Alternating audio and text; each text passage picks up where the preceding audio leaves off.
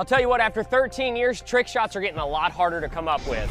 Thankfully for us, with the help of the technology in Apex Legends, we're doing things that we never thought were possible. For example, picture this across the expanse of the Grand Canyon. Yeah! Did you make it? No! All right, get back!